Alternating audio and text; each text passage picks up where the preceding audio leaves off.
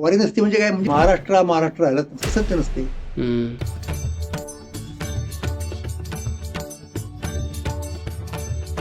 वारी या शब्दाचा काही अर्थ आहे किंवा हे कुठून सुरुवात झाली, काय इतिहास आहे वारी या शब्दामागे किंवा वारी मागे? वेळेला निघतो, विशिष्ट वेळेला पोचतो. जेव्हा तो मार्गक्रमण करतो तो विशिष्ट पद्धतीने करतो. भजन कीर्तन घडत असतं, त्याला आपण वारी म्हणतो. विठ्ठल म्हणजे दुसरा तिसरा कोणी नसून द्वारकेवरनं पंढरपूरला आलेला कृष्ण आहे. बर. म्हणजे विठ्ठल हे एक कृष्णाचंच रूप आहे. कुंडलिकामुळे भगवान श्रीकृष्ण म्हणा, विठ्ठल म्हणा, हो. पंढरपूरमध्ये उभे राहिले. वारी पांडुरंगाकडे आषाढाच्या महिन्यामध्ये त्या एकादशीला आपण तिथे गेलं पाहिजे, ही परंपरा नेमकी कुठे सुरू झाली? वारकरी संप्रदाय हा समूहाचा संप्रदाय आहे. वारी ही साधना नाहीच आहे, वारी ही सेलिब्रेशन आहे. देव आणि भक्त यांच्या मधला एक संवाद आहे. म्हणजे 13व्या शतकापासून 17व्या शतकापर्यंत तुम्हाला असं दिसेल की पूर्णपणे दबाव आहे सगळा. अशा परिस्थितीमध्ये जर कुठल्या लोकांनी तो धर्म टिकवून ठेवला असेल, निष्ठा टिकवून ठेवली असेल, तर वारकरी संप्रदायाने. त्यांच्याकडे तेवढं भांडवल होतं ना, ग्रंथ नव्हता. तो ग्रंथ ज्ञानेश्वर महाराजांनी दिला, ज्ञानेश्वरी. सगळ्या वारकऱ्यांनी अत्यंत आनंदाने ज्ञानेश्वरी स्वीकारली आणि तेव्हापासून तो धर्मग्रंथ झाला वारकऱ्यांचा. म्हणजे आजची जी काही कीर्तन पद्धती आहे आपल्याकडे प्रचलित, ती नामदेवरायांनी दिलेली आहे. ओके. छत्रपती शिवाजी महाराजांच्या राजकीय कारकिर्दीत वारीचा कुठे येतो? म्हणजे वारी चालूच होती ना, चालूच होती ती थोडीच बंद पडते कधी. महाराष्ट्रातले सगळे लोक पंढरपूरला जमा होतात ना, तर सगळा महाराष्ट्र एकत्र कुठे पाहायला मिळेल तुम्हाला? पंढरपूरला वारी मिळेल ना. हे महाराष्ट्राला एकत्र करणारं हे साहित्य आहे. फ्युचरमध्ये वारी काही बदलेल किंवा काय एक वेगळं स्वरूप प्राप्त होऊ शकतं? कसं आहे की येत्या काळामध्ये असं वाटतं का की परिस्थिती आजूबाजूची बघता की वारकरी एक वेगळा धर्म होऊ शकतो? नाही, वारकरी धर्म आहेच ना मुळात. प्रत्येकाचा एक प्रश्न असतो की ही वारी नेमकी का करायची?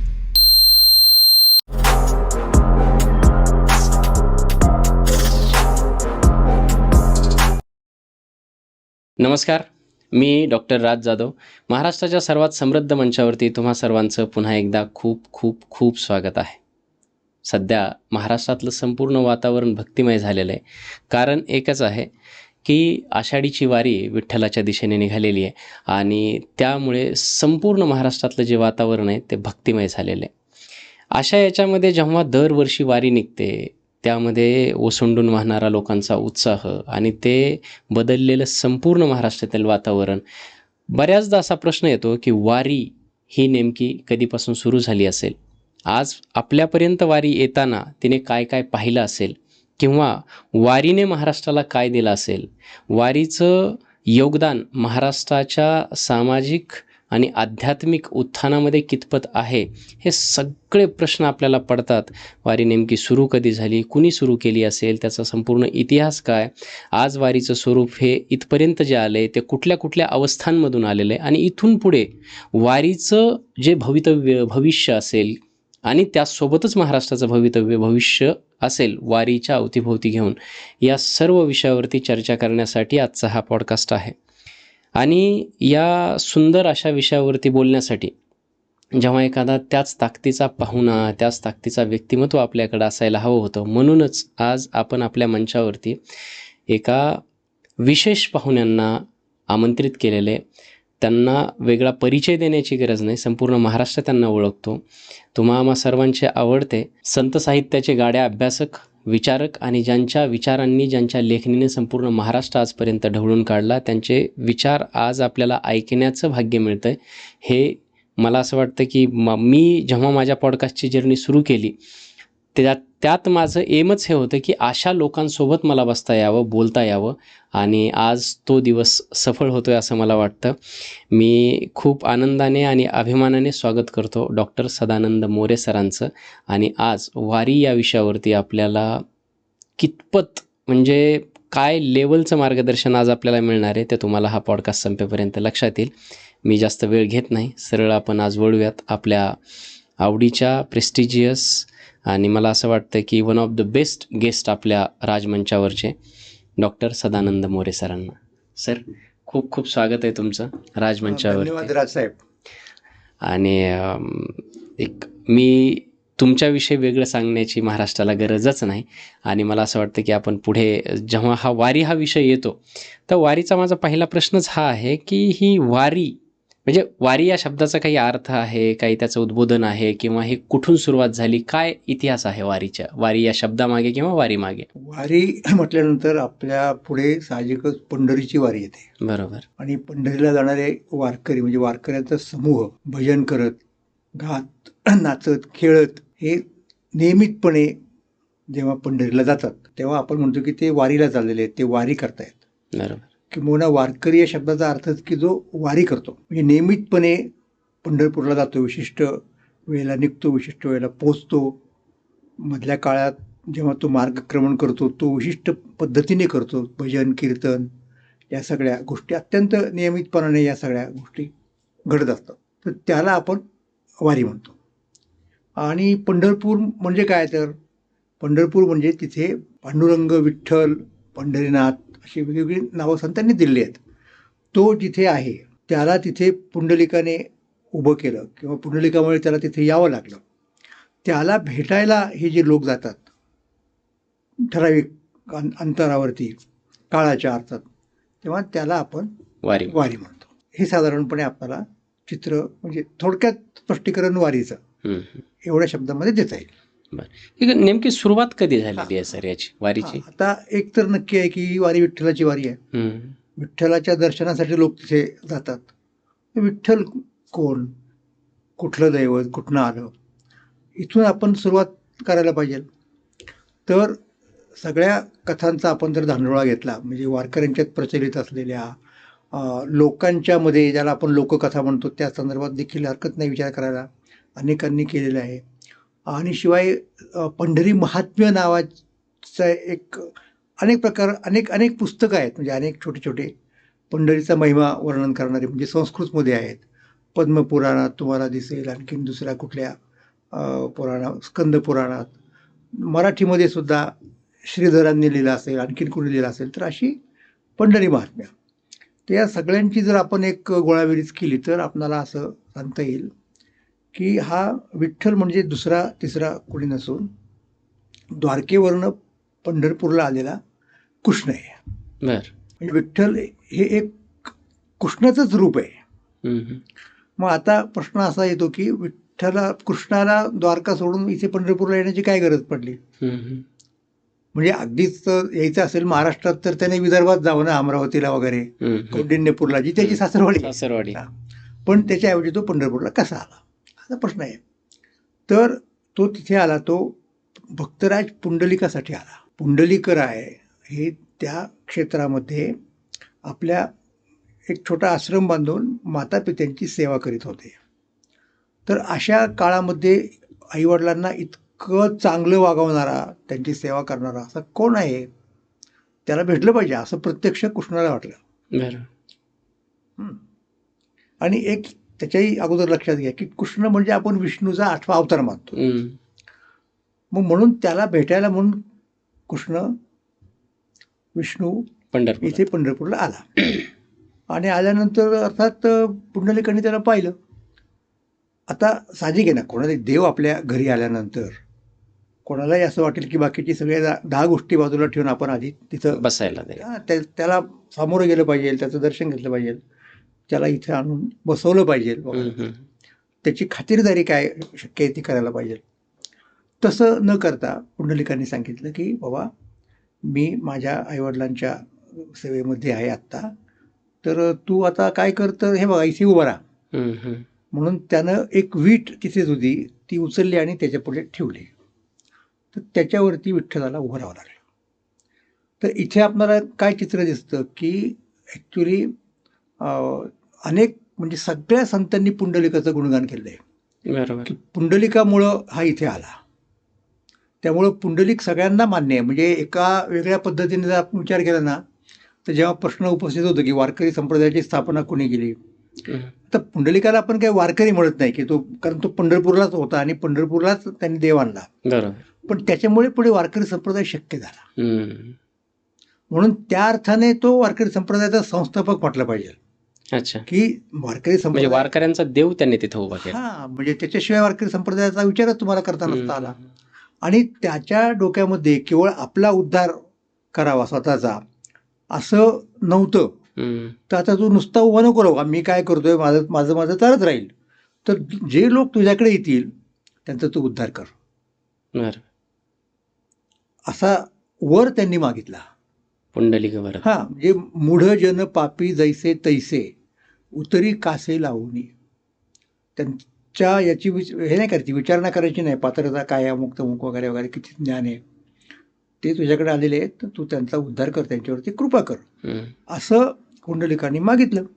आणि नामा म्हणे वर दिला नारायणे, विठ्ठल दर्शने मुक्त होती. तर तो वरप्रदान हे पुंडलिकाला द्यावं लागलं, म्हणजे पांडुरंगाला, आणि तेव्हापासून तो उभा आहे. तर हे पुंडलिकाचं वैशिष्ट्य म्हणून सगळ्या संतांनी आणि कौतुकाने, कधी कशानं, की तुकोबारा एके ठिकाणी अत्यंत कौतुकाने म्हणतात की कारे पुंड्या मातलासी, उभे केले विठ्ठलासी, ऐसा कैसा रे तू धीट, पुढे विरकाविली बीट. हे देवाला अशा पद्धतीने तुम्ही जेव्हा हे करता, सामोरे जाता या पद्धतीनं, तेव्हा कौतुकच करायला पाहिजे ना, किती धीट असशील तू. तू असं नाही म्हटलं की अरे अरे, म्हणजे एक भारावून जाणं एखादा किंवा दबाव येतो का नाही, मोठा माणूस कुणी आपल्या घरी आला, साहजिक आहे ना, त्याच्यात काय हे नाही. तसं न करता तू त्याला उभं केलं आणि आमच्यासाठी उभं केलं, हा जास्त महत्वाचा मुद्दा आहे. बरोबर. मग त्यामुळं त्या अर्थानं आपल्याला पुंडलिकाचं म्हणणं, पुंडलिकाच्या बद्दल, की तो वारकरी संप्रदायाचा खरा प्रवर्तक, किंवा त्याच्यामुळे वारकरी संप्रदाय हा शक्य झाला, हे मी तुम्हाला पहिल्यांदा सांगितलं. ओके. म्हणजे पुंडलिकामुळे भगवान श्रीकृष्ण म्हणा, विठ्ठल म्हणा, पंढरपूरमध्ये उभे राहिले लोकांचं कल्याण करण्यासाठी. परंतु वारी पांडुरंगाकडे अमुक एक काळामध्ये, आषाढाच्या महिन्यामध्ये, त्या एकादशीला आपण तिथे गेलं पाहिजे, ही परंपरा नेमकी कुठे सुरू झाली? हे मात्र आहे ना, पहिल्यांदा म्हणजे ती कुणी सुरू केली हे काही सांगायला सोर्स नाही, म्हणजे पुरावा नाही, कसलंच साधन नाही कुठलंही, की जेणेकरून तुम्हाला नेमकी ती केव्हा सुरू झाली आणि नेमकी कुणी केली. ओके. कदाचित समूह मनातून ती आली असेल, म्हणजे अमुक एकानी. त्याचं कारण असं आहे की वारकरी संप्रदाय हा समूहाचा संप्रदाय, हा एकट्याचा संप्रदाय नाही, म्हणजे एकट्याची साधना नाही. आता बाकीचे तुम्ही मार्ग घेतले की नाही, समजा उदाहरणार्थ आता योग मार्ग आहे, तो योगी काय करतो, रानावनामध्ये जातो, डोंगरात जंगलात, तिथे एकटाच बसतो ध्यान लावून, एकटाचा मार्ग आहे. पूर्वीच्या काळातले आणखीन जर आपण मार्ग पाहिले तर कोणाला तरी यज्ञ करायचा असेल तर तो घरगुती मामला झाला ना, सगळे मिळून यज्ञ करायचं असं होत नाही कधी. तो यजमान असतो, कदाचित त्या यजमानाची बायको असते ॲट दी मोस्ट, बरोबर, बस. इतरांची फॅमिली, इतरांना बोलवतील ते, तो काय मुद्दा नाही, पण तेवढ्या पुरता मुद्दा आहे तो, एकट्याचा किंवा दोघांचा किंवा कुटुंबाचा. असे बाकीचे तुम्ही मार्ग बघा ना, म्हणजे कुठले कुठले आपण दान करतो, आपण व्यक्ती कुणीतरी दुसऱ्याला देते काहीतरी, हे सगळे जे मार्ग आहेत ना परंपरेमधले, ते सगळे कोण तपाला बसतो एकच, दुसऱ्या तर त्याला डिस्टर्ब होईल ना, दुसरा कोणी आला तर नको, एकांतात करायचं असतं, दुसरा नकोच आहे, दुसरा आला तर व्यत्यय येईल, म्हणून शक्यतो निर्जन. तसं नाही, हा वारकऱ्यांचा जो परमार्थ आहे, वारकऱ्यांचं जे अध्यात्म आहे ते सामूहिक सामुदायिक आहे. वारी जेव्हा करतात ना, वारी सगळे मिळून करतात ना, बरोबर, समूहाने. भजन सगळे मिळून करतात, कीर्तन करणारा एकच असतो, परंतु त्याच्या भोवती बघा किती लोक गजर करतात, कितीतरी लोक टाळ घेऊन उभे राहिलेले असतात, कितीतरी लोक खाली बसलेले असतात, सगळे मिळून गातात, सगळे मिळून भजन करतात. तर हा मुळात सामूहिक परमार्थ आहे, म्हणून इतर परमार्थ मार्गांपेक्षा हा एकदम वेगळ्या प्रकारचा परमार्थ आहे. ओके. ह्याची सुद्धा आपल्याला नोंद घेतली पाहिजे, की वारी मी जर म्हणालो की कुणी सुरू केली काय सांगता येत नाही, पण आपल्याला काय चित्र दिसतं की आपण जास्तीत जास्त मागे कुठे जाऊ शकतो, म्हणजे याच्या आधारे, पुराव्याच्या आधारे, संत साहित्याच्या आधारे. हां, तर ज्ञानेश्वर महाराज, नामदेवराय. आता आपल्याला चित्र असं दिसतं की ज्ञानेश्वर महाराजांचे आजोबा, वडील हेच वारकरी होते, म्हणजे तेव्हापासून वारीचे, त्याच्या अगोदरपासून, थोडक्यात मुद्दा असा, तो जेव्हा केव्हा इथे आला असेल, पण विठ्ठल त्याच्यानंतर ज्याने कुणी सुरू केली असेल ती केली असेल, पण नंतर ती सतत अशी वाढत गेली. आणि दुसरं वैशिष्ट्य काय आहे तुम्हाला सांगतो, मी तुम्हाला म्हणालो की गावागावातून लोक पंढरपूरला जातात. कसे जातात? दिंडीने जातात. हे दिंडी हे आणखीन त्यांचं वेगळं वैशिष्ट्य आहे. दिंडी हा एक वारकऱ्यांचा समूह असतो, बरोबर, जो वाट चालत चालत तो पंढरपूरपर्यंत जातो. आणि वाट चालताना तो काय काय करतो, तर तो भजन करतो. म्हणजे भजनाचा एक अर्थ नामस्मरण. बरोबर. तो विठ्ठलाचं नाव घेतो. नंतरच्या काळात जसे जे संत जन्माला आले त्यांच्याबद्दलचा आदर समाजात वाढला तसं तो संतांचं नाव घेतो. तो रामकृष्ण हरी म्हणतो, तो ज्ञानबा तुकाराम म्हणतो, तो एक काय त्याला म्हणतो आपण एकनाथ महाराजांचं भजन भारूदास एकनाथ म्हणतो. भारूड. हे नामस्मरण हा एक भाग झाला भजनाचा. आणि दुसरा कोणता, तर भजन म्हणजे संतांनी केलेल्या रचना, या गाणं. त्यामुळं गाणं, नाचणं, खेळणं, म्हणजे वारी नावाचा जो प्रकार आहे ना, मी ते सांगत असतो की वारी ही साधना नाहीच आहे, वारी ही सेलिब्रेशन आहे. अच्छा. आपण मनुष्य जन्माला आलो, आपल्याला एवढी चांगली संधी मिळाली, त्याचा आपण सदुपयोग करून आपण ईश्वरापर्यंत जाऊ. तर त्याच्या ऋणातून मुक्त होण्यासाठी सगळ्यांनी मिळून केलेला एक उत्सव आहे, एक समारंभ आहे. अच्छा. असं साधारणपणे आपल्याला म्हणता येतं. कारण पंढरपूरला जे लोक जातात ना, ते काही मागत नाहीत ना. पंढरपूरच्या कोणी कोणी तर दर्शन पण घेत नाही. नाही, त्याची काही प्रॅक्टिकली कारण असतात. म्हणजे घेतलंच पाहिजे असं बंधन नाही. म्हणजे मुद्दा असा आहे. अच्छा. मी असं सांगत होतो की पंढरपूरच्या देवाला कोणी नवस करताना तुम्ही पाहिलं का? नाही. त्याच्याकडे गेल्यानंतर दुसरं काही मागावं असं वाटतच नाही. की बाबा रे, तुझी कृपा असू द्यावी, छान, तुझी ती उपाय असाच राहा, आम्ही जेवढं जमल तेवढं तुझ्याकडे येत राहू, आमच्यासारखे आणि काही येतील त्या सगळ्यांना सांभाळून घे, त्याचा उद्धार कर, अशी एक भावना वारकऱ्यांच्या मनामध्ये असते. त्यामुळं वारी हा एक अतिशय वेगळ्या प्रकारचा, म्हणजे बाकीच्या त्याला आपण रिच्युअल म्हणतो, कर्मकांड म्हणतो वगैरे वगैरे, अशा प्रकारच्या धर्माशी किंवा आणखीन जिथं काही मागायचं असतं, ॲब्सोल्युटली नाही. तो केवळ एक देव आणि भक्त यांच्यामधला काय म्हणूयात त्यांना, एक संवाद आहे. आम्ही तुझ्याकडे आलेलो आहोत, तुझ्याशी बोलतोय, संतांच्या वचनाच्या आधारे बोलतोय.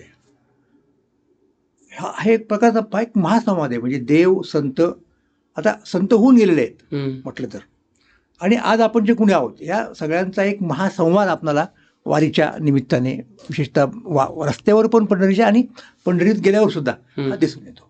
ओके. म्हणजे आपल्याला याचा तर सबळ असा पुरावा मिळत नाही की वारी कुठे सुरू झाली असेल, कुणी सुरू केली असेल, परंतु त्याला जे मोठं स्वरूप आहे, एक देखणं स्वरूप, ते ज्ञानेश्वर माऊलींच्या काळामध्ये, नंतर तुकोबारायांच्या काळामध्ये. तर हे बघा ना, त्यांचं वैशिष्ट्य दुसरं काय बघा, गातात नाचतात. गाणं म्हणजे अभंग म्हणणं वगैरे, हे भजन ज्याला म्हणतो आपण, तर भजनाला अत्यंत महत्व आहे. तुका म्हणे येथे भजन प्रमाण काय थोरपण जाळावे, ते भजन करणं हे महत्वाचं आहे. तर तिथे आपोआप संगीत आलं. बरोबर. देवाला जे आळवायचं ते त्या भक्तांनी मिळून, म्हणजे जणू काही काय त्याला आपण साखळं नव्हे, त्याला आपण घेरतोय, तो मध्ये आपल्या, आणि त्याला मध्ये ठेवून आपण खेळतोय, अशी ती एक भावना, ते रिंगण वगैरे. ओके. म्हणजे तुकोबारायांच्या काळात आणि ज्ञानोबा माऊलींच्या काळामध्ये याला थोडं मोठं स्वरूप. म्हणजे विशेषतः आता मी तुम्हाला दिंड्या अगोदरपासूनच्या आहेत, ज्ञानेश्वर महाराजांच्या अगोदरपासून, नामदेवरांच्या अगोदरपासून ठिकठिकाणच्या दिंड्या भजन करत, गात, नाचत तिथपर्यंत जातात पंढरपूरला. तो तुकोबांचा अभंग प्रसिद्ध आहे ना, खेळ मांडियाला वाळवंटी घाई, खेळणाऱ्या लोकांचा संप्रदाय आहे. नाचती वैष्णव बाहेर आहे, नाचणाऱ्या लोकांचा संप्रदाय आहे, गाणाऱ्या लोकांचा संप्रदाय आहे. नुसतं कोरडं तत्वज्ञान सांगणाऱ्या लोकांचा, प्रवचन करणाऱ्या लोकांचा संप्रदाय नाही. हा लक्षात घेतलं पाहिजे फरक आपण. आणि आत्ता मी तुम्हाला म्हणालो की ज्ञानोबारायांच्यापासून ते जे अगोदरपासून ते सगळं एक दिंड्या येत होत्या, तर तिथे मध्ये नामदेवरायांचं एक महत्त्वाचं स्थान आहे. त्यांनी काय केलं माहिती का, या सगळ्या दिंड्यांचं एकत्रीकरण केलं आणि एक दिंड्यांना सामावून गेलं अशी एक वेगळी यंत्रणा उभी केली, जिला आम्ही फड म्हणतो. तर एका फडात अनेक दिंड्या असतात. अच्छा. आणि त्या सगळ्या दिंड्या वेगवेगळ्या गावातून जेव्हा पंढरपूरला येतात, तेव्हा मग तुम्हाला ते फडाचं स्वरूप दिसतं. म्हणजे दिंड्या या छोट्या छोट्या नद्या आहेत आणि फड हा जणू काही एक समुद्र आहे, एक जलाशय आहे. मग वारी संपली की ते परत त्यांच्या गावी जाऊन त्यांचा परमार्थ पुढे वर्षभर सुरूच असतो. हा त्यातला मुद्दा आहे. आता आणखीन एक मुद्दा मला या निमित्ताने सांगायचा आहे की ज्याला आपण प्रत्यक्ष वारकरी संप्रदाय म्हणतो, ज्ञानोबारायांच्यापर्यंत वारी म्हणजे पंढरीच्या वारी ही एक विशिष्ट उपासना पद्धती आहे. लक्षात घ्या. म्हणजे कसं की आता असं बघा, आपण खंडोबाची उपासना करतो. विशिष्ट उपासना पद्धती आहे. लोक बरोबर. तिथे जातात, तिथे जागर गोंधळ जे काय असतं ते करतात, भंडारा उधळतात. म्हणजे अशी प्रत्येक देवतेची काही एक विशिष्ट पद्धती असते, उपासना पद्धती म्हणूयात आपण. आता कुठल्याही धर्माचा जर विचार केला आपण, म्हणजे काही धर्म निरीश्वरवादी धर्म आहेत त्यांना आपण बाजूला ठेवू. जसं जैन धर्म आहे किंवा बौद्ध धर्म आहे. बाकीचे जे धर्म आहेत ते सगळे ईश्वरवादी, ईश्वर आहे असं मानणारे आहेत. तर पहिल्यांदा मुद्दा असा असतो की तुमची देवता कोणती आहे. बरोबर. तर इथे दैवत कोणतं आहे? विठ्ठल. त्याचं स्वरूप मी तुम्हाला सांगितलं की तो कृष्णच आहे, विष्णूच आहे इथे आलेला. त्या दैवताची एक विशिष्ट उपासना पद्धती असते की जी तिच्यामुळे त्या संप्रदायाला, त्या धर्माला एक आयडेंटिटी मिळते, ओळख मिळते. विठ्ठलाचे उपासक आहेत. बरोबर आहे. आणि उपासना पद्धती कोणती यांची? तर ती वारी. अच्छा. वारी ही त्यांची विशिष्ट उपासना पद्धती आहे. म्हणजे एखादा माणूस जर म्हणाला की मी वारकरी आहे पण मी पंढरपूरला जात नाही, आपण म्हणू की तो फेकतोय काहीतरी. शक्यच नाही ना. म्हणजे ते तर मुख्य आहे. दोन गोष्टी महत्वाच्या आहेत धर्मासाठी. पण तोपर्यंत त्या दोन गोष्टीमुळे धर्माला परिपूर्ण स्वरूप नाही येत. एक आणखीन गोष्ट लागते, ग्रंथ. त्याला एक तात्विक प्रमाण ग्रंथ लागतो, पवित्र, ज्याच्यावरती त्यांची श्रद्धा आहे. कुठलाही धर्म बघा जगातला, ख्रिश्चन लोकांचं बायबल आहे, मुसलमानांचा कुराण असतं, पारशी लोकांचा झेंडावस्ता असतो. त्यामुळे धर्मग्रंथ पाहिजे. तर ज्ञानेश्वर महाराजांच्या पर्यंत जरी विठ्ठल दैवत तिथंच उभं होतं, पुंडलिकामुळं आलेलं. नंतर त्याची विशिष्ट उपासना पद्धती फॉलो करणारे लोक सुद्धा होते, वारकरी म्हणजे वारी करणारे. पण ग्रंथ नव्हता. तो ग्रंथ ज्ञानेश्वर महाराजांनी दिला, ज्ञानेश्वरी. आणि वारकऱ्यांनी तो मान्य केला. तो का मान्य केला? त्याचं साधं कारण आहे की त्यांचं दैवत जे आहे ना, त्या दैवताशी कुठेतरी संबंध असला पाहिजे ना ग्रंथाचा. तर त्यांचं दैवत विठ्ठल. विठ्ठल म्हणजे कृष्णाने गीता सांगितली. भगवद्गीता हा कृष्णाचाच उपदेश आहे ना. त्यामुळं तिचं काहीच अडचण नाही आली. उलट तो त्याच्याही पूर्वी होता, पण तो संस्कृत भाषेमध्ये होता. आणि ती भाषा बहुतेक लोकांना कळत नव्हती. जरी वारकरी असले, कृष्णाला मानणारे असले आणि त्यामुळं गीतेलाही मानणारे असले, बरोबर, तरी ती गीता कळण्यासाठी कोणातरी तोंडाकडं त्यांना बघावं लागत असायचं. इथे ज्ञानेश्वर महाराजांचं अत्यंत महत्त्वाचं इंटरव्हेन्शन काय आहे की त्यांनी भगवद्गीतेचा अर्थ मराठीमध्ये आणला. त्यामुळे सगळ्या वारकऱ्यांनी अत्यंत आनंदाने ज्ञानेश्वरी स्वीकारली आणि तेव्हापासून तो धर्मग्रंथ झाला वारकऱ्यांचा. म्हणून ज्ञानेश्वरी रचेला पाया असं म्हणतात. पाया रचला म्हणजे काय त्यांनी तो सुरू केला पंथ असं नाहीये. त्यांच्यामुळे त्या धर्माला एक विशिष्ट म्हणजे धर्म मान्यता मिळाली, रेकग्निशन ज्याला म्हणतो आपण.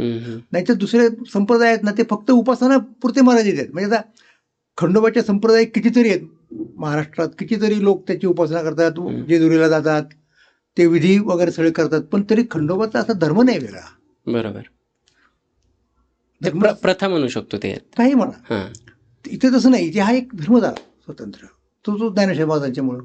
ओके. आणि म्हणून सगळ्या संतांची एक कॉमन गोष्ट काय असेल एक माहिती का? तर सगळे जण ज्ञानेश्वर महाराजांची काय स्तोत्र करतात, प्रशंसा करतात, स्तुती करतात. ज्ञानियांचा राजा गुरु महाराज तुकोबाराय म्हणतात. सगळे संत म्हणजे समकालीन ज्ञानेश्वर महाराजांच्या समकालीन जे सगळे जेवढे असतील नंतरच्या काळातले थेट थेट थेट थेट थेट आपण संत मालिकेतले शेवटचे संत म्हणजे निळोबाराय. हो. तर सगळे संत ज्ञानेश्वर महाराजांच्या पुढे नतमस्तक होतात, कारण ते त्या अर्थाने आद्य आहेत. म्हणजे मी असं म्हणेन की ज्ञानेश्वर महाराजांच्या पूर्वी वारकरी संप्रदाय ही म्हणजे जे काय घडलं ती वारकरी संप्रदायाची प्री हिस्ट्री आहे. आणि खरा इतिहास इथं सुरू झाला ज्ञानेश्वर माऊलीपासून. कारण तिथं तुमच्याकडे गायला वाचायला काहीतरी मिळालं ना. बरोबर बरोबर. ज्याच्यावरती आपण बोलू शकतो असं निरूपण करायला, असा तो मुद्दा आहे. आणि तिथून मग आपण बघतो की त्या जे लोक जायचे पंढरपूरला, ते कदाचित त्याच्या अगोदर जर काही रचना असतीलही माहीत नाही आपल्याला. ज्ञानेश्वर महाराजांच्या पूर्वी कुणी जर होऊन गेला असेल आणि त्यांनी काही अभंग वगैरे रचले असतील तर, पण आज तरी उपलब्ध नाहीत. त्यामुळे आज आपल्याला काय म्हणावं लागतं की ज्ञानेश्वर महाराज आल्यापासून त्यांनी स्वतः, नंतर त्यांच्या 3 भावंडांनी, मग नामदेवरायांनी आणि समकालीन सगळ्या संतांनी जेव्हा अभंग रचले तेव्हा ते अभंग आता पंढरपूरला जाणाऱ्या वारकऱ्यांच्या दिंड्यांमध्ये गायला सुरुवात केली लोकांनी. बरोबर. म्हणजे तिथे भजन म्हणजे आता फक्त नामस्मरण असं नाही राहिलं, तर भजन म्हणजे अभंगांचं गायन सुद्धा. हम्म. अशी ती प्रक्रिया तेव्हापासून पुढे सुरू झाली. म्हणजे टप्पा कोणता पहिला वारकरी संप्रदायाच्या इतिहासाचा किंवा वारीच्या इतिहासाचा, तर पहिला टप्पा म्हणजे आपण म्हणू शकतो निश्चितपणे, जसं आपण मगाशी म्हणालो की कृष्णाने इथे येणं, पंढरपूरला. हां हां. आणि मग दुसरा टप्पा कुठं सुरू होतो की ज्ञानेश्वर महाराजांनी ज्ञानेश्वरी लिहिणं, आणि तिथून पुढे तो आणि कळस त्या- तुकोबरायाने. त्याच वेळेला नामदेवरायांनी त्याला एक विशिष्ट स्वरूप दिलं, एक नेमकी कीर्तन पद्धती घालून देणं, नेमकी सगळ्या दिंड्यांना एकत्र फळाच्या छत्राखाली आणणं, हा दुसरा टप्पा झाला. ओके. आणि तो पुढे पुढे पुढे चालत आला, असा तो मुद्दा आहे. म्हणजे आजची जी काही कीर्तन पद्धती आहे आपल्याकडे प्रचलित, ती नामदेवरायांनी दिलेली आहे. मूळ. हो. ओके. अच्छा, आता इथपर्यंत आपण पाहिलं की एक देव आला, एक धर्मग्रंथ सुद्धा आपल्याला हे आला, त्याची एक उपासना पद्धती सुद्धा आली. ओके. पण एक सामान्य माणसाचा किंवा प्रत्येकाचा एक प्रश्न असतो की ही वारी नेमकी का करायची? नाही, सांगतो तुम्हाला, वारी तिकडे आपण येऊच येत ना, आता हा पण इतिहासच सुरू केलाय ना, म्हणून हे इतिहासाचं युनिट पूर्ण करू आणि मग आपण ते वारीकडे जाऊ. ठीक. तर आता कसं झालं की हे सगळं चालू राहिलं पुढे, कुठपर्यंत आलं. ज्ञानेश्वर महाराजांच्या नंतर आपल्याला कल्पना आहे की त्याच्यानंतर ज्ञानेश्वर महाराज समाधिस्थ झाल्यानंतर थोड्याच दिवसांनी उत्तरेकडनं परकीय आक्रमक आले. खिलजी. ते दुसऱ्या धर्माचे होते, दुसऱ्या संस्कृतीचे होते, दुसऱ्या भाषेचे होते. त्यामुळं इथे एक फार मोठी उलथापालथ झाली. वेगळ्या लोकांचं राज्य, म्हणजे मुसलमान धर्मांचे ते लोक होते वगैरे, सगळ्या भारतात ते तुम्हाला दिसतं. तर या सगळ्या आणि त्यांचं ध्येय होतच ना की इथले जे कोणी लोक असतील त्यांना आपल्या धर्मात घेणं. ते काही कोणाला नाकारत आहे याचं काहीच कारण नाही, त्याची गरज पण नाही. तर अशा अवस्थेमध्ये जर कुणी धर्मच एकूण टिकून धरला असेल तर तो वारकरी संप्रदायाला. कारण महाराष्ट्रात त्या काळात एवढी यंत्रणा, लक्षात घ्या, कोणाचीच नव्हती. पण इतकी आक्रमण सुरू असताना सुद्धा वारी टिकली किंवा प्रत्येक वर्षी निघत होती, असं काही वाचायला मिळतं आपल्याला? नाही, तुम्ही बघता ना, कन्व्हर्शन्स होत होती, मूर्ती फोडल्या जात होत्या. हो, तेच. म्हणजे राजसत्ता अनुकूल नव्हती, हे नक्की आहे. आणि अशा थोडके दिवस नाही, शेकडो वर्ष अनुकूल नव्हते ना. शिवाजी महाराजांचा उदय होईपर्यंत, म्हणजे 13व्या शतकापासून 17व्या शतकापर्यंत विजयनगरचं साम्राज्य थोडा मध्ये, पण ते परत महाराष्ट्रात कुठे आहे? हो, महाराष्ट्रापुरतं बोलायचं झालं तर तुम्हाला असं दिसेल की पूर्णपणे दबाव आहे सगळा. अशा परिस्थितीमध्ये जर कुठल्या लोकांनी तो धर्म टिकवून ठेवला असेल, निष्ठा टिकवून ठेवली असेल, तर वारकरी संप्रदायाने, त्यांच्याकडे तेवढं भांडवल होतं ना. हे तेव्हाच झालं, म्हणजे तेव्हा कुणी तशा पद्धतीने अभ्यास करणारे लोक नव्हते, असं काही कुणी लिहिलेलं वगैरे नाही. पण मी तुम्हाला पुढच्या टप्प्यावरची गोष्ट थोडी आधी सांगेन, या संदर्भात ते आली म्हणून. म्हणजे त्याच्यानंतर पुढे काय झालं की मराठ्यांचं राज्य आलं. भारतामध्ये मोगलांची सत्ता कमी झाली आणि त्याच्याही पुढे नंतर काय झालं, ते मराठ्यांचं राज्य गेलं आणि इंग्रजांचं राज्य आलं. बरोबर. आता इंग्रजांचं राज्य आलं तरी सुद्धा हे चालूच राहिलं होतं वारी. मधल्या काळात तर स्वराज्यच होतं ना, त्याचं काही प्रश्नच नव्हतं. तर तिथे आता वेगळ्या धर्माचे लोक आले. त्यांनाही वाटायला झालं की इथल्या लोकांना आपण आपल्या धर्मात घेतलं पाहिजे, ख्रिस्ती लोकांना. बरोबर. त्यांची तर वेगळी यंत्रणा होती, त्याच्याकडे मिशनरी होते. मुसलमान धर्मात तरी ती सेवाभावाची वृत्ती कुठे आहे? वन स्टेप अहेड होते ते यांच्यापेक्षा. हो, म्हणजे वेगळ्या अर्थाने प्रलोभन देऊ शकत होते अनेक लोकांना, आणि संस्थात्मक रीतीने त्यांचे प्रयत्न असायचे. तर त्यावेळेला मिशनऱ्यांचे प्रयत्न चालू असताना ते इथली भाषा शिकायचे, इथल्या भाषेत लोकांना सांगायचे, म्हणजे मराठीमध्ये ग्रंथ लिहायचे. तर अलेक्झांडर ग्रँट हे त्या काळातले 1857-58 साली मुंबई विद्यापीठाची स्थापना झाली, पहिले कुलगुरू. तर ते स्वतः मोठे अभ्यासक होते, ऑक्सफर्डला प्रोफेसर होते आणि मराठी शिकले. त्यावेळेचे इंग्रज राज्यकर्ते मराठी शिकायचे आणि त्यांनी तुकाराम महाराजांच्या अभंगगाथेचा अभ्यास केला, चरित्राचा अभ्यास केला. त्याच्यावरती एका रॉयल एशियाटिक सोसायटी म्हणतो आपण, तिथे निबंध वाचला एक लोकांच्या पुढे. हो, तो छापला एशियाटिक जर्नलमध्ये. आणि त्यांनी तुकाराम महाराजांची पहिली संशोधित गाथा म्हणूयात आपण, ते त्यांच्यामुळं शक्य झाली छापणं. 1869 साली पहिली गाथा जी छापली, त्या गाथेला सरकारला 24,000 रुपये देणं यांच्या शिफारशीमुळं शक्य झालं. 24,000 रुपये त्यावेळेच्या. हो, बापरे. सरकारने द्यावे छापण्यासाठी, सरकारने दिले त्याप्रमाणे. आणि त्या गाथेला त्यांची प्रस्तावना आहे, अलेक्झांडर ग्रँट. ओके. पहिले कुलगुरू मुंबई विद्यापीठाचे. भारतात इंग्रजांनी पहिल्यांदा 3 विद्यापीठं काढली एकाच वेळेला, मुंबई, कलकत्ता, मद्रास. त्या मुंबईचे हे पहिले. ओके. तर त्यांनी त्याच्यात असं लिहिलेलं आहे त्या प्रस्तावनेत की ज्या लोकांच्या मुखामध्ये तुकोबांचे अभंग आहेत त्यांना ख्रिस्ती धर्म श्रेष्ठ आहे असं पटवून देणं अशक्य आहे. हो बा.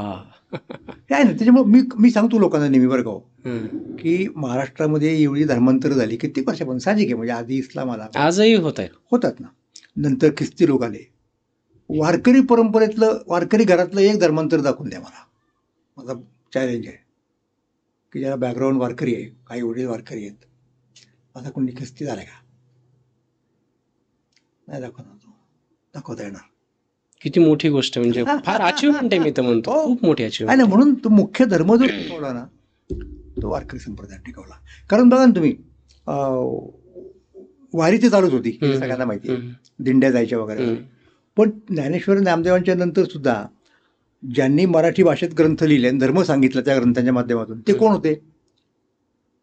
वारकरी संप्रदायाचेच लोक आहेत ना, लेखक. नंतर भानुदास महाराज आले. हे नामदेवरायांचे, त्यांच्याबरोबरचे ते सगळे लोक, चोखोबा, गोराकुंबा, सावतामाळी, ते समकालीन, हे सगळे समकालीन, आणि हे सगळे 18 पकड जातीतले आहेत. बरोबर. हा जो महाराष्ट्राला एकत्र बांधण्याचा मुद्दा आहे, जाती व्यवस्था गृहीत धरून सुद्धा सोशल इंजिनिअरिंग ते तिथून शक्य झालं ना. स्त्रिया आहेत, परत दादाबाई असतील, मुक्ताबाई असतील, सोयराबाई असतील, असं कुठे तुम्हाला दिसेल का चित्र? मला दाखवा. नाही कुठे. आणि मग भानुदास महाराज म्हणजे एकनाथ महाराजांचे आजोबा, बंधुबा, ते येत आहेत, ते अभंग रचतायत. मग एकनाथ महाराज आहेत, मग तुकाराम महाराज आहेत, मग बहिणाबाई आहेत, मग निळोबाराय आहेत. अशी अविच्छिन्न परंपरा तुम्हाला दिसेल. म्हणजे मुख्य साहित्य लिहिणाऱ्या लोकांचा, कवींचा मुख्य प्रवाह सुद्धा वारकरीच.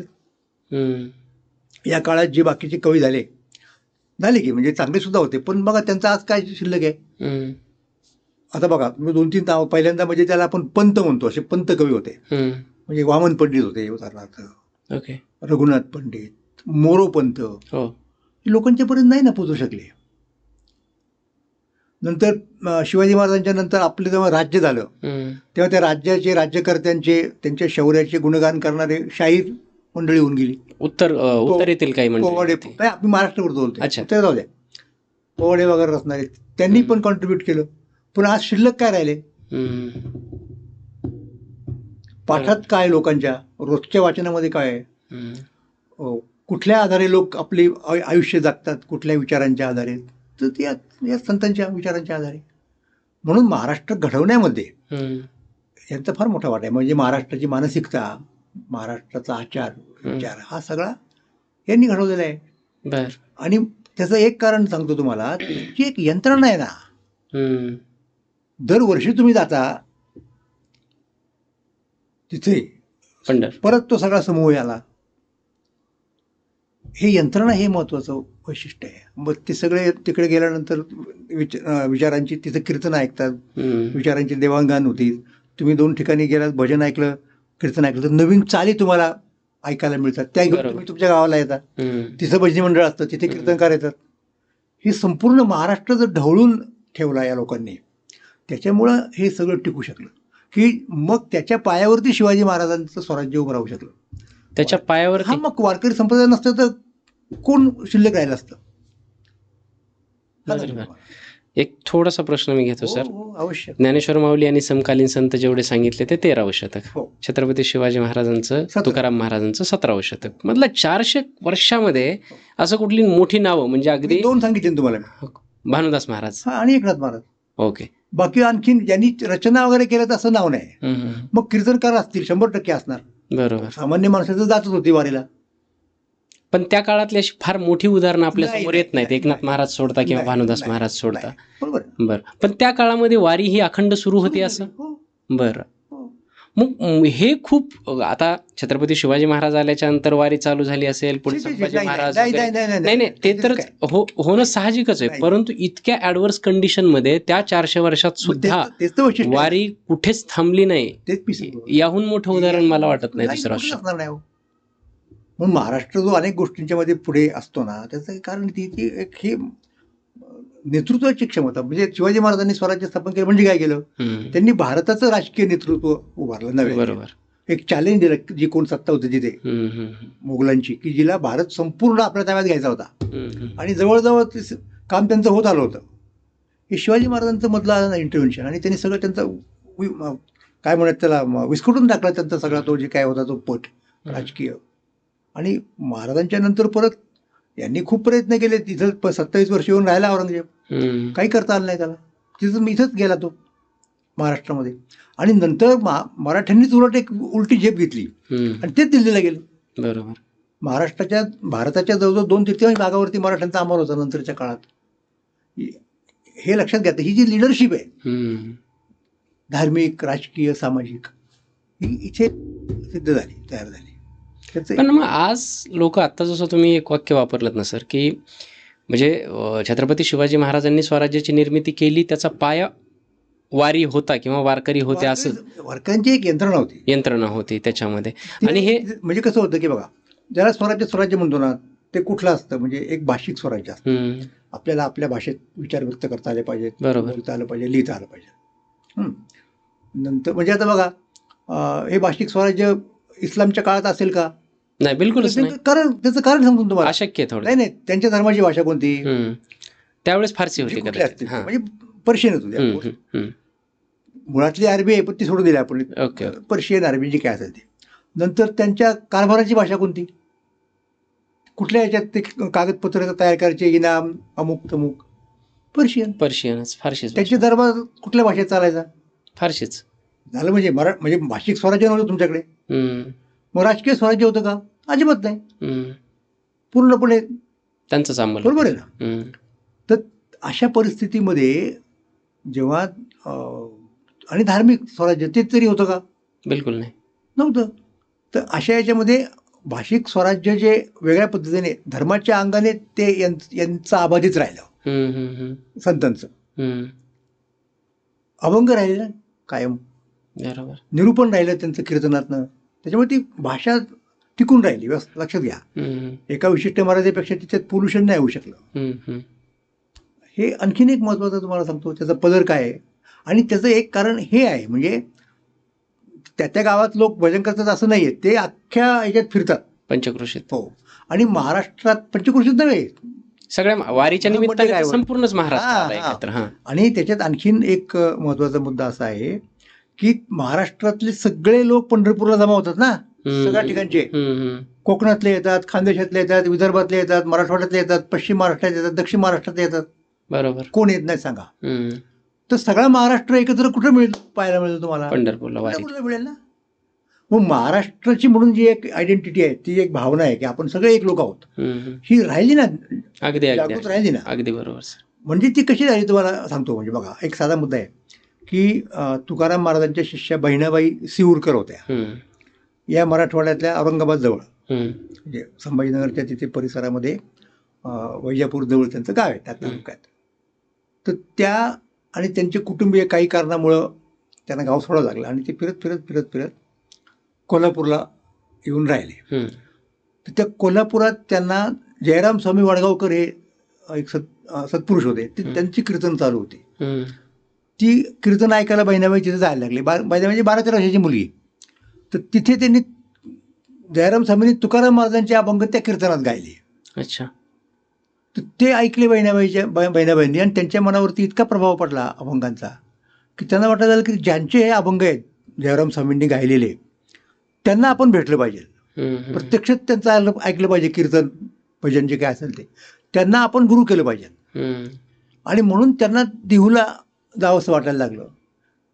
त्याच्या नवऱ्याला मान्य नव्हतं अशा पद्धतीने काही वारकरी बचत जावं आपण वगैरे वगैरे, जाऊ द्या. पण शेवटी त्याचंही मन परिवर्तन झालं आणि ते कुटुंब देहूला आलं. म्हणजे एव्हा कुठे त्या काळामध्ये आपण कम्युनिकेशन ज्याला म्हणतो आपण, म्हणजे दळणवळणाची साधनं, कुठे ते वैजापूर जवळचं गाव, आत्ताचं संभाजीनगर, वैजापूर तालुक्यात त्यांचं सिऊर नावाचं, कुठे ते कोल्हापूर आणि कुठे देऊ, बरोबर, आणि कुठे पंढरी. हे महाराष्ट्राला एकत्र करणारं हे साहित्य आहे, महाराष्ट्राला एकत्र करणारा हा धर्म आहे. बरोबर. महाराष्ट्राला एकत्र करणं ही यंत्रणा आहे. महाराष्ट्राला एका भाषेत, म्हणजे बोली अनेक आहेत, पण जेव्हा खानदेशचा महाराज बोलतो हम्म, कीर्तनातून, हम्म, मराठवाड्यातला महाराज कीर्तन करतो, तेव्हा ती प्रमाण भाषा तयार होते आपोआप. बरोबर. आणि ती प्रमाण भाषा आणि बोली भाषा यांच्यात विरोध राहत नाही. हम्म, हे भाषिक फार किती मोठं सुंदर आहे. विषय आहे यात. खूप जबरदस्त. आता जसं आपण सुरुवातीला हे केलं की वारकरी एक वेगळा संप्रदाय, एक वेगळा धर्म म्हणलं तरी हरकत धर्म, नाही त्याच्यात. धर्म. आणि धर्माला सुद्धा राजसत्ता हे लागतं, राजसत्तेचा परिपोष लागतो, ते अनुकूल लागते. अनुकूल लागतं, परिपूर्ण स्वराज्य होतं. परिपूर्ण मी काय स्वराज्य. म्हणालो की धार्मिक, सामाजिक, राजकीय हम्म, ह्या सगळ्या प्रकारचं भाषिक बरोबर. स्वराज्य पाहिजे आपल्याला.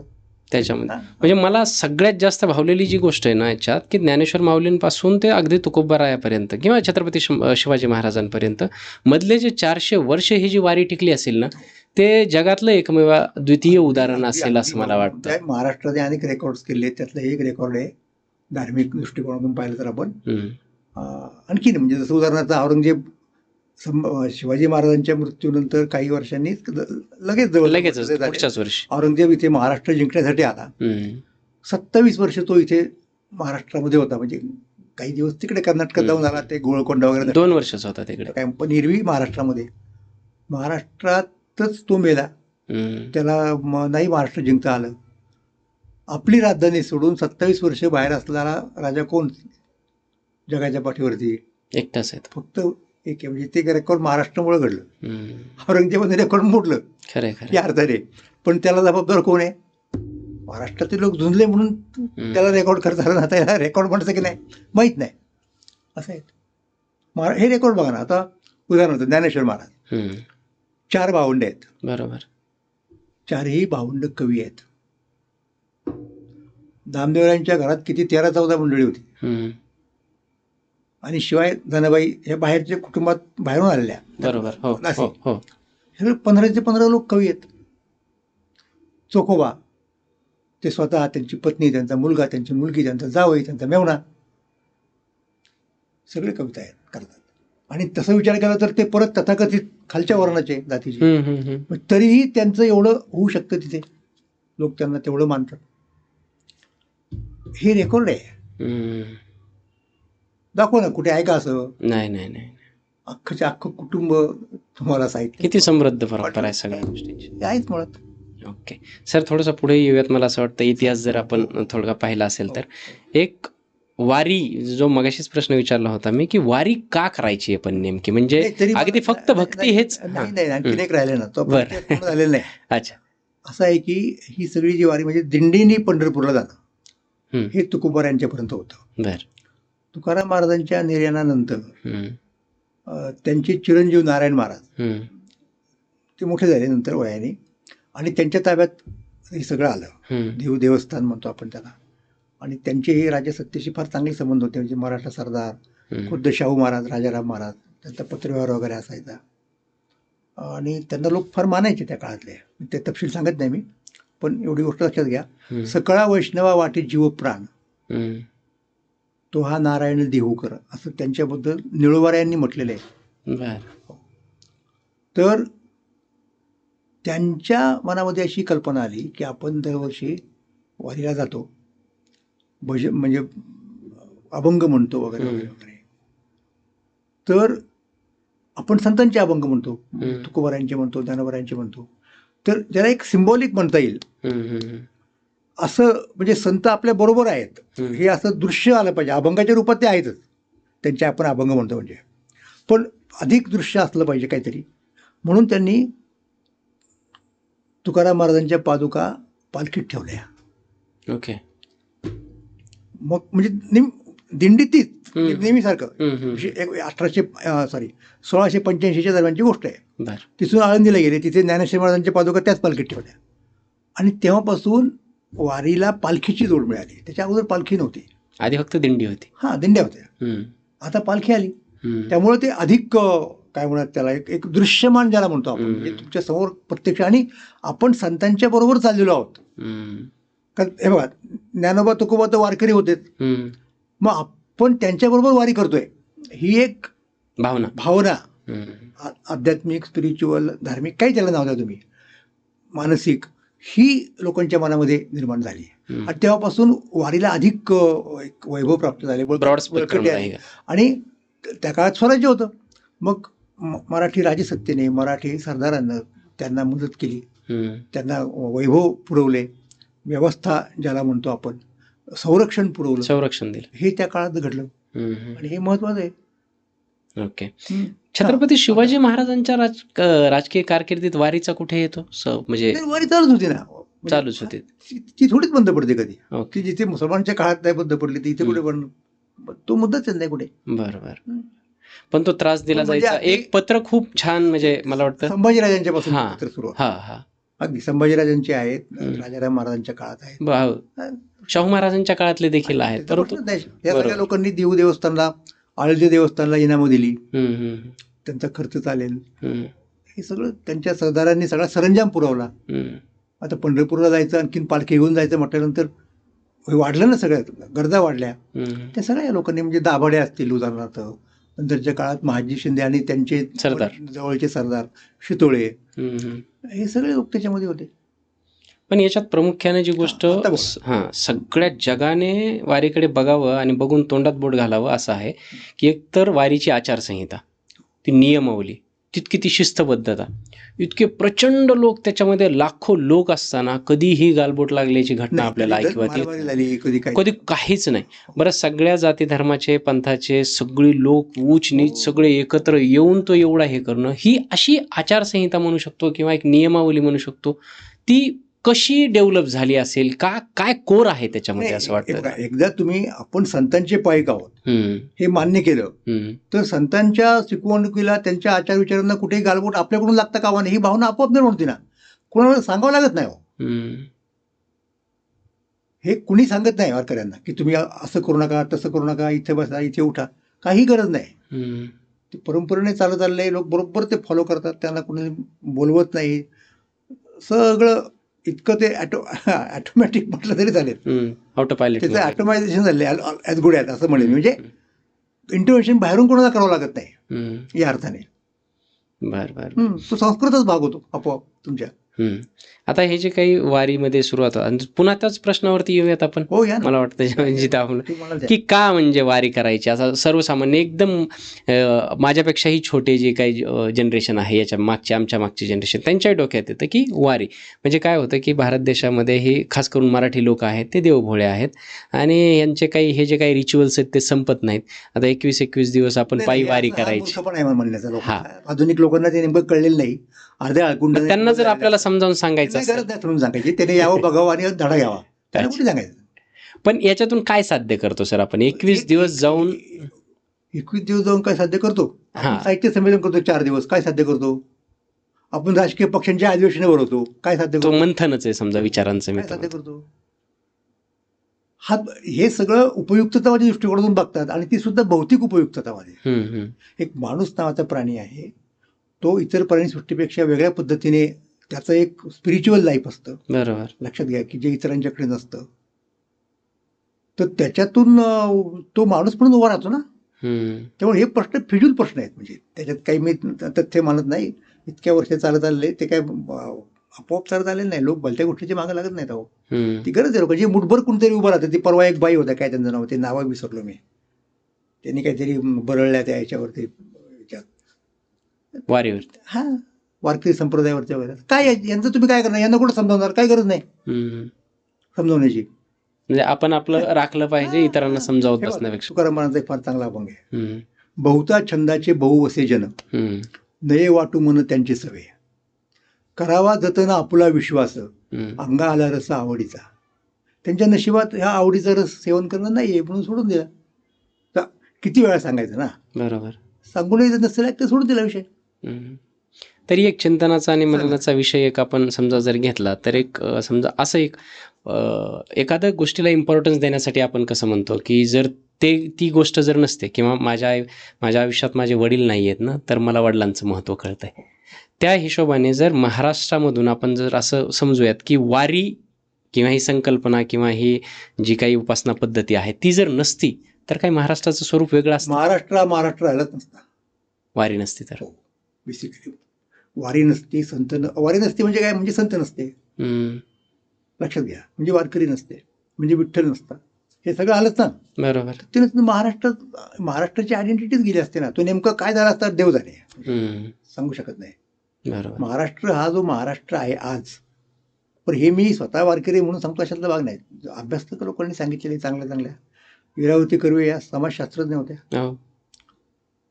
त्यांनी समाजशास्त्राच्या मेथडचा उपयोग करून हे सगळं सांगितलेलं आहे. म्हणजे आता मी जे सांगतो ते वेगळ्या पद्धतीने अर्थात. त्यांच्याही पूर्वी जे एक पारंपरिक धार्मिक परंपरेतले होते, वैदिक परंपरेतले राजाराम शास्त्री भागवत, हम्म. त्यांनी हा सगळा मुद्दा लावून धरलेला आहे. त्यामुळं परकीय अभ्यासक गुंतर सोनतायमर, ॲन फेल्डहाऊस असे कितीतरी लोक आले, त्यांनी हे पाहिलं. इरिना ग्लुश्कोवा रशियन अभ्यासक बाई आहेत. सगळ्यांनी हे मान्य केलेलं आहे की महाराष्ट्र नावाची जी चीज आहे ती हम्म. या वारकरी संप्रदायामुळं, या वारीमुळं आज जी काही दिसते आपल्याला तशी दिसू शकते, तशी राहिली. वस्तुस्थिती आहे. बर. म्हणजे वारीला थोडक्यात महाराष्ट्राचा आत्मा किंवा अगदी असं म्हणता येऊ शकतं आपल्याला. अगदी अगदी बाय ऑल मीन्स, सर्व अर्थाने. सर्व अर्थाने त्याच्यामध्ये होऊ शकतं. सर, वारीचं स्वरूप प्रत्येक जण पाहत आहे आणि खूप, आणि मी पाहतो ना की विदेशातून सुद्धा लोक स्पेशल वारीवरती रिसर्च करण्यासाठी डॉक्युमेंटरीज, जेवढ्या महाराष्ट्रीयन लोकांच्या नाहीत, मराठी लोकांच्या नाहीत, तेवढ्या डॉक्युमेंटरीज त्यांच्या प्रसिद्ध होतात आणि ते सुद्धा अभिभावक असतात या सगळ्या गोष्टींना घेऊन. तर एक सोशल मीडियाच्या या काळामध्ये किंवा फ्युचरमध्ये वारी काही बदलेल किंवा काय एक वेगळं स्वरूप प्राप्त होऊ शकतं वारीला? कसं आहे की समाज ही एक बदलणारी गोष्ट आहे. हम्म. आणि तुम्ही कुणीही असं समाजामधले, तुम्ही समाजामध्येच असतात, त्याच्यामुळे समाजातल्या बदलांचा प्रभाव हम्म. तुमच्यावरती पडतो. बरोबर. तुम्ही त्याच्यापासून पूर्ण अलिप्त राहू शकत नाही. पूर्ण अलिप्त राहिलात तर त्या सगळ्या मोठ्या समाजापासून तुम्ही बाजूला पडता. त्यामुळं आपल्या चौकटीत जे बसतं हम्म. ते स्वीकारायला काही हरकत नाही. लक्षात घ्या. म्हणजे आता तुम्हाला उदाहरण सांगतो मी. लाऊडस्पीकर नावाची गोष्ट हम्म. ही जेव्हा महाराष्ट्रामध्ये इंट्रोड्यूस झाली, त्यावेळेला कीर्तनात लोक लावायला लागले स्पीकर. हम्म. त्याचे पारंपरिक वारकरी होते ना, कर्मठ म्हणता येईल त्यांना, हम्म. त्यांनी स्वतःच्या कीर्तनात लावून नाही दिले. आम्हाला नाही मान्य म्हणले, आम्ही करणे जाणार पण नाही. हो हम्म. हो. काही दिवस चाललं असं. हम्म. मग त्यांच्या लक्षात आलं की अरे पूर्वीचा काळ आत्ताचा काळ फरक आहे. आत्ता संप्रदायातले लोक खूप वाढलेले आहेत, कीर्तनाला श्रोते येतात. हम्म. आता उदाहरणार्थ वाखरीसारख्या ठिकाणी सगळ्या पालख्या जिथे एकत्र असतात, हम्म. ज्ञानोबा यांच्या पुढे अतिशय महत्त्वाचं मोठं कीर्तन होतं. मी 2 वेळा केले. हम्म. कितीही मोठा असला आवाज माणसाचा तरी तो जाणारच नाही ना कीर्तन करता, शेवटच्या श्रोत्यापर्यंत. शक्यच नाही. मग आता आपण ही यंत्रणा, हे यंत्र घ्यायला काही हरकत नाही. थोडे दिवस लागले त्यांना, हम्म. पण त्यांनी मान्य केलं. तर ह्या ज्या गोष्टी आहेत ना, की जेणेकरून आपल्या विचाराचा गाभा बदलत नाही, आपल्या संप्रदायाची ओळख, आयडेंटिटी बदलत नाही, तोपर्यंत नवीन विचार घ्यायला काहीच प्रॉब्लेम नाही आहे. नवीन आचार घ्यायला, इव्हन नवीन टेक्नॉलॉजी ज्याला म्हणतो आपण, तुम्ही आत्ता ज्याचा उल्लेख केला, ते घ्यायला काहीच हरकत नाही ना. उलट त्याचा चांगला उपयोग करण्याची गरज आहे. हम्म. म्हणजे त्याच्यापासून बाजूला, म्हणजे हे हा पलायनवाद होईल की आम्ही नाही जाणार तिकडे, आम्ही नाही पाडणार ते. हम्म. असं करून कसं चालेल ना. बरोबर. तो अविभाज्य भाग आहे, सगळ्यांनी स्वीकारलेला आहे. म्हणजे उलट त्याचा उपयोग कसा चांगला करायला पाहिजे हे सांगणं तुमची जबाबदारी आहे. हम्म. उलट आहे ते. राईट वेने. हो हो. बरोबर. जसं आपण सुरुवातीपासून चर्चा करतोय की वारकरी हा एक वेगळा संप्रदाय किंवा धर्म जरी म्हणला तरी हरकत नाही. आता जसं हिंदू, मुस्लिम, शीख, ईसाई वेगवेगळे धर्म प्रचलित झालेले आहेत आणि आत्ता संकल्पना अशी झालेली की आपल्याला ज्यांना ज्यांना जमतं की आपल्या बाजूचे, आपल्या विचारांचे समविचारी लोक घेऊन एक वेगळी प्रथा, परंपरा, लग्नसुद्धा वेगवेगळ्या पद्धतीने व्हायला लागलेले आहेत आजकाल असे. तर येत्या काळामध्ये असं वाटतं का की परिस्थिती आजूबाजूचे बघता की वारकरी एक वेगळा धर्म होऊ शकतो? नाही, वारकरी धर्म आहेच ना मुळात. फक्त ते असा घोष करून सांगत नाहीत, त्याची गरज नाही वाटत. तो आहेच मुळात. ओके. त्याचा वारंवार गजर करण्याची, त्याचा जाहिरात करण्याची त्यांना गरज वाटत नाही. अच्छा. त्याचं कारण असं आहे की हा जो धर्म आहे, मी तुम्हाला सांगतो की आपल्याकडे एक धर्माची उत्क्रांती होत गेली. मुळातला जो धर्म आहे त्याला आपण वैदिक धर्म म्हणतो. वैदिक धर्मात सर्वश्रेष्ठ उत्क्रांत असा असलेला कोणता धर्म आहे, तर तो भागवत धर्म आहे. आणि भागवत धर्मात परत जास्तीत जास्त उत्क्रांत असलेला कोणता, तर तो वारकरी संप्रदाय. वारकरी संप्रदाय हा भागवत धर्मच आहे. बर.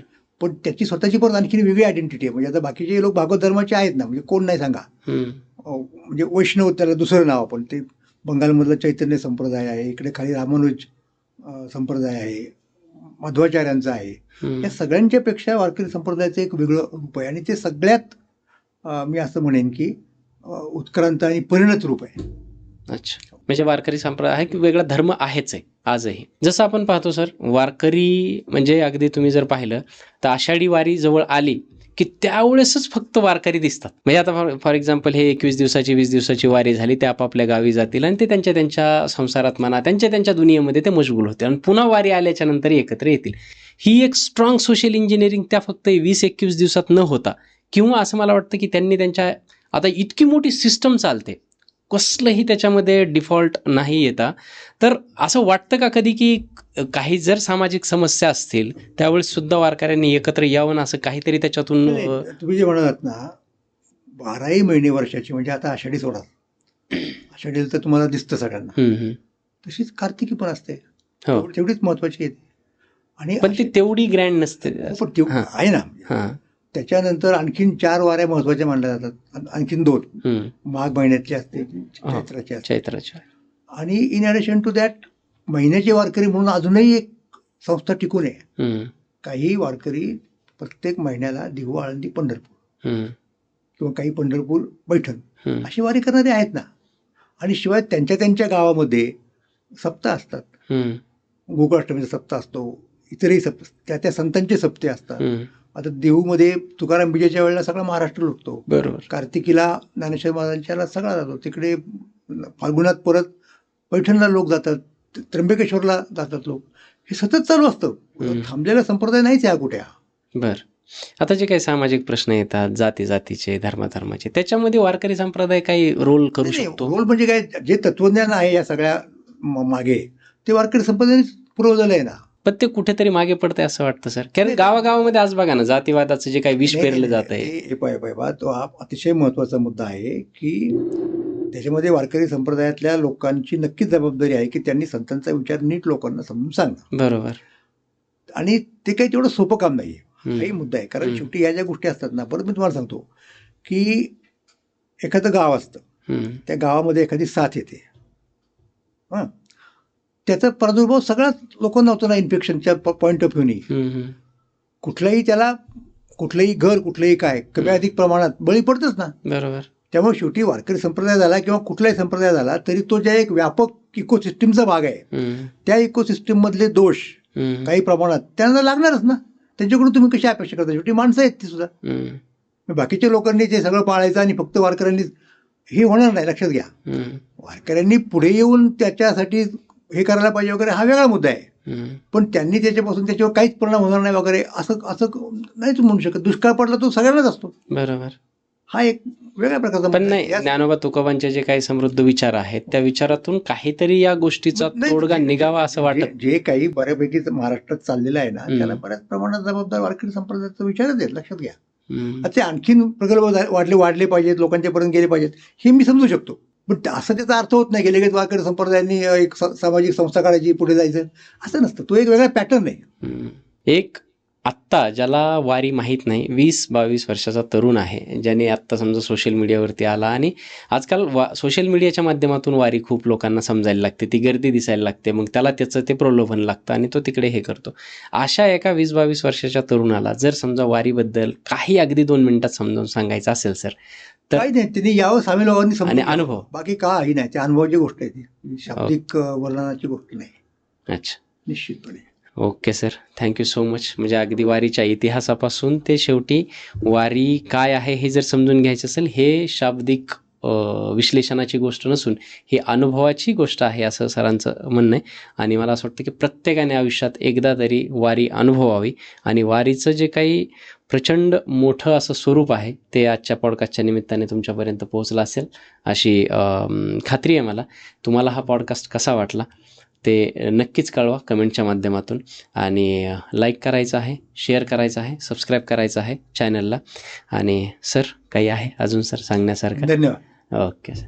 आणि शेवटी सर्वात जाता जाता फक्त एवढंच म्हणणं आहे की यंदाची जी काही वारी होते त्याच्यामध्ये सामाजिक सलोखा आणि बंधुभाव प्रत्येकाने जपला पाहिजे. जे ज्ञानोबा तुकोबांचे जे विचार आहेत ते प्रत्येकापर्यंत पोहोचले पाहिजे, हे एक आपण प्रत्येकाने मनाशी ठाम बांधून यावर्षीची वारी सुखकर आणि सर्वांसाठी चांगली जावी अशी मनोकामना करतो आणि इथे थांबतो. थँक्यू.